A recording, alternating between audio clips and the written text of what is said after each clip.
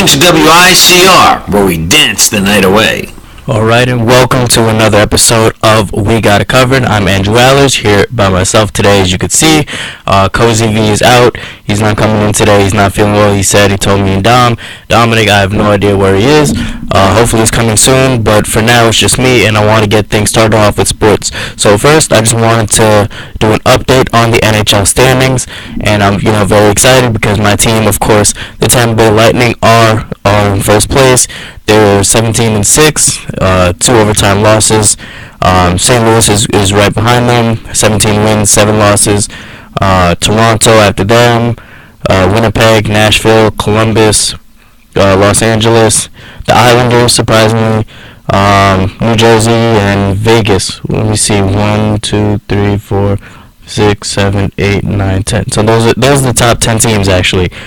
So Vegas is in there, and they're doing great. For this is their first year as a franchise, first team in Vegas, and they're just doing an excellent job. There was an event here on Wednesday. It was NHL 100 years, so it was a documentary about the first 100 years in the NHL.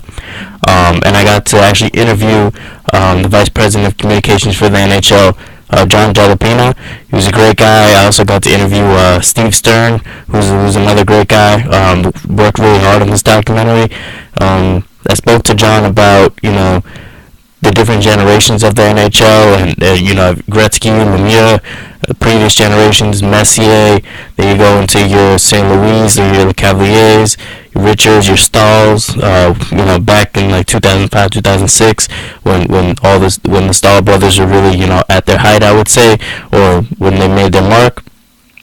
The Zadines.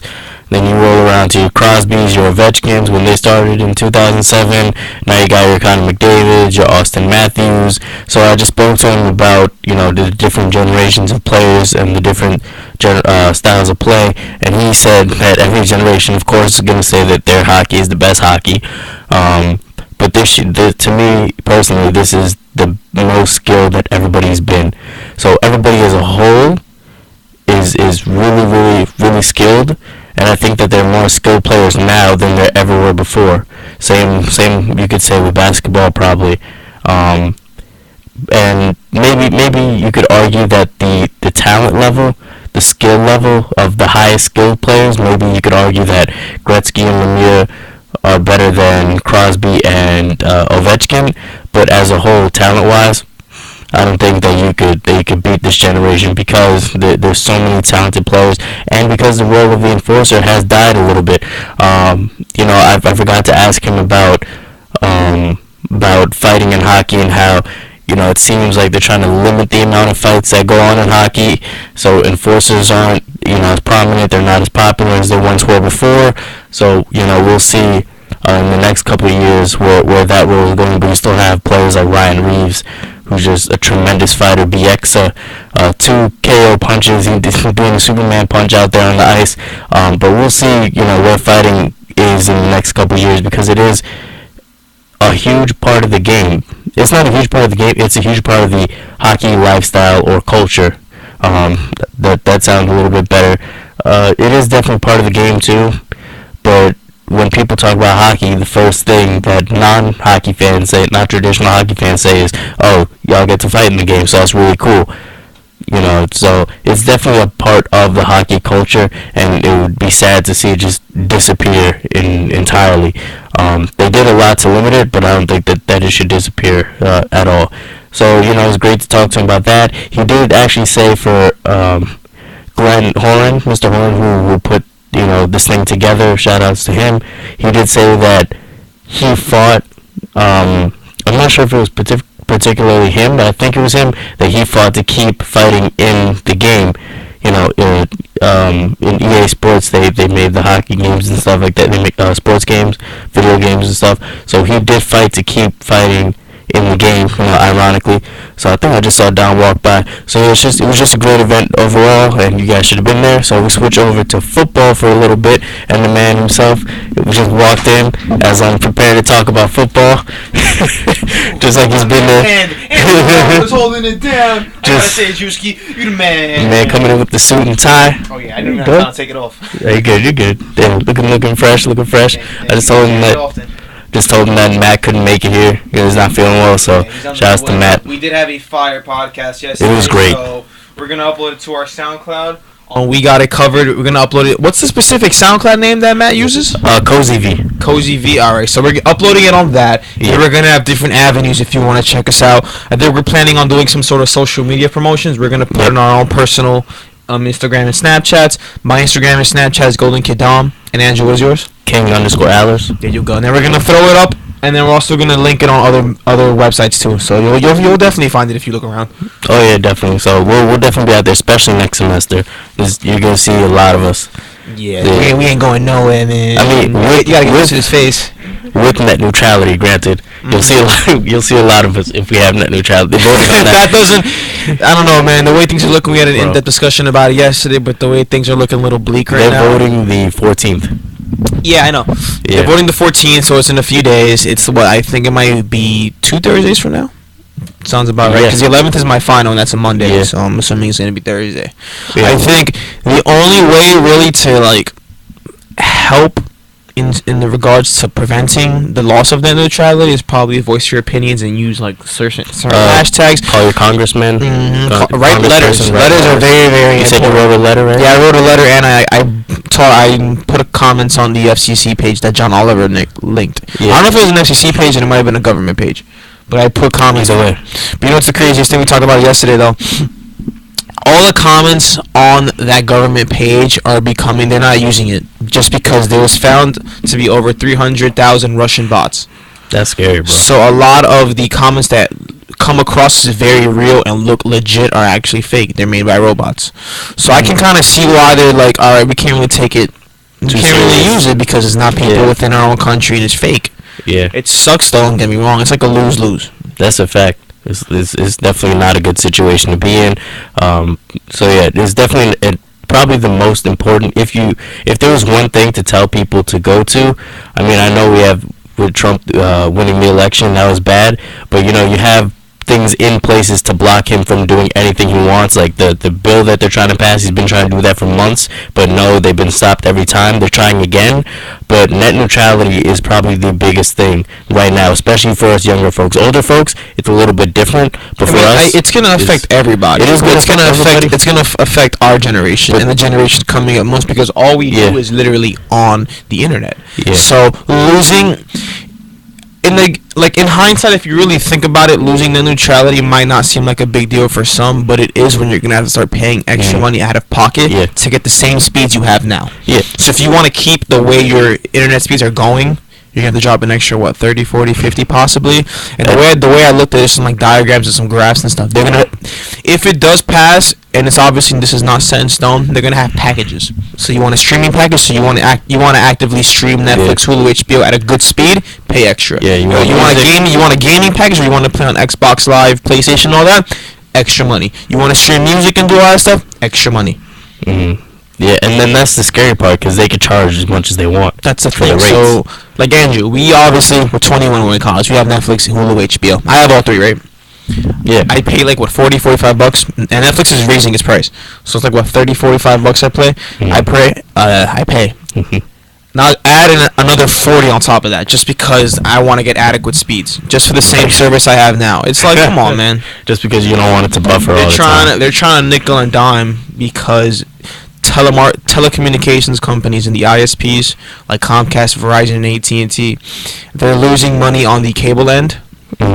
And because of the cable end, everybody has broadband internet. And I know we mentioned this. Everybody has broadband internet, and to an extent, they kind of capped out on their broadband internet, because at this point, the people who don't have broadband internet are either too poor to afford it, or they're in areas too rural So it's literally not even financially like viable or even worth it risk wise to go out there and make lines and stuff like that. You know what I mean? Yeah. So they kind of capped out on the broadband internet. But where they're trying to get their money and recoup their losses is in the cable section, because everybody's cutting their cables. And there's people like us, Andrew, where we don't even want cable anymore. Yeah, that's true. There's Roku, there's Fire Stick, there's like we said, Netflix, Hulu, Amazon too, HBO, where you really do not need cable. You could just pay a subscription fee and then you're good. So they're trying to fight back, and like this goes back to lobbying and having the money to lobby, because I was saying yesterday that I don't have $18 million. I don't have $1 million to give 18 people personally. So it's not fair that they can lobby because they have all the funds and we have nothing. So it's not fair that they could basically they're running the country. Yeah, corporations are running everything. Like it's in their interest. Actually, so they're shifting how we move. They're trying to control it.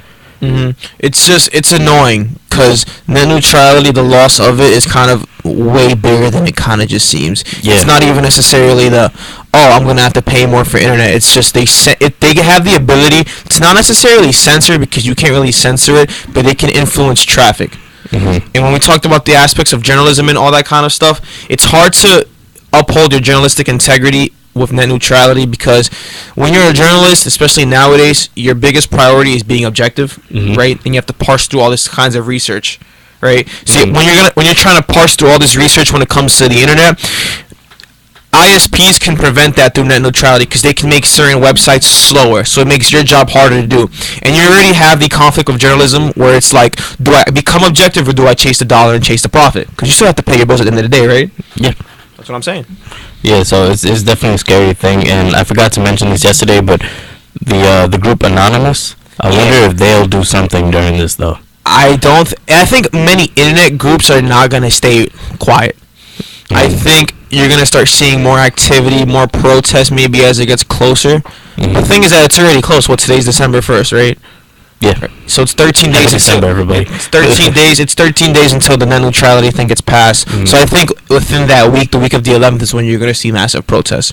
I do see massive protests now, though. You go on sites like Reddit, certain Facebook places, Twitter, Instagram, depending on who you follow, because obviously content gets filtered to you. Whoever you follow, there is an actual like voice out there. It's just that you have to add on to that voice. Yeah, there's a link, I forget, it was Save the Internet or something like that, where they show like where people are protesting. They say call your congressman, call this. And I did all that. I wrote a letter to the FCC. I was saying, yo, we need this. I fucking put everything on. I put comments on the government website, and like I've done everything my part as a citizen. But it's like one man can only do so much to change the way the government works. You know what I'm saying? It's a democracy. One man, you can't do everything. You need numbers. You need strength is in numbers. You know what I'm saying? It goes back to that saying. And we should have a talk about net neutrality. I don't know. We should bring like Breslin or your Bard. You said. Yeah, no, Bard's very smart on it too. So like we need, because people really need to know about this, and we need to like for at least mass comm make it like mandatory. Like please go to this. They should put it within digital literacy. That'd be a good thing to do, because I know that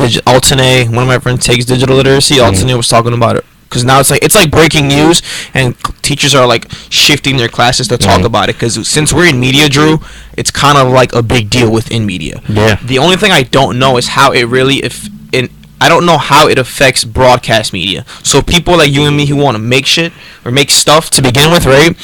It's just different because let's say we start up this We Got It Covered brain, right?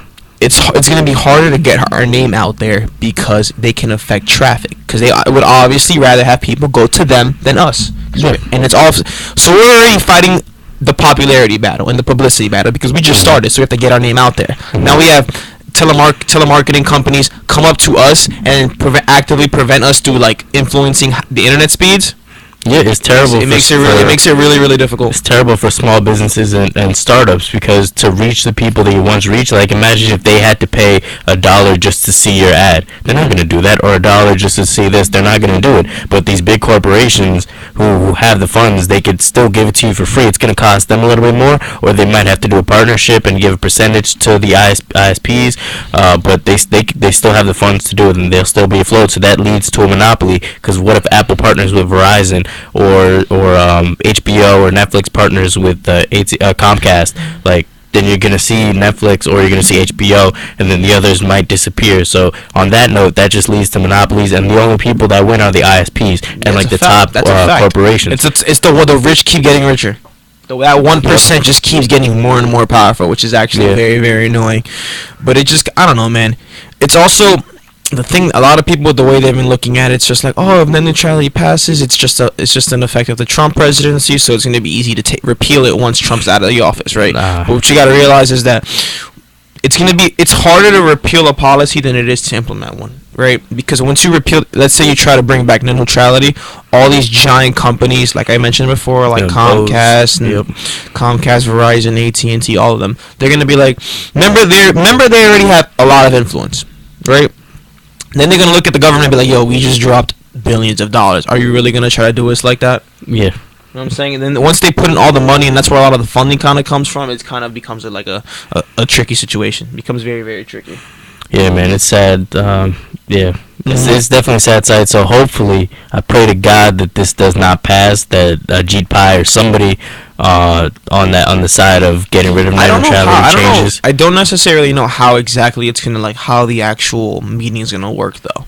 I know I think it's a vote, right? There's 5 people, and 3 of them are Trump appointed, right? Yeah, 3. So the person in charge is appointed by the president, and then there's basically 3 Republicans, 2 Democrats. When Obama was there, 3 Democrats and 2 Republicans. I believe that's how it was, or 3.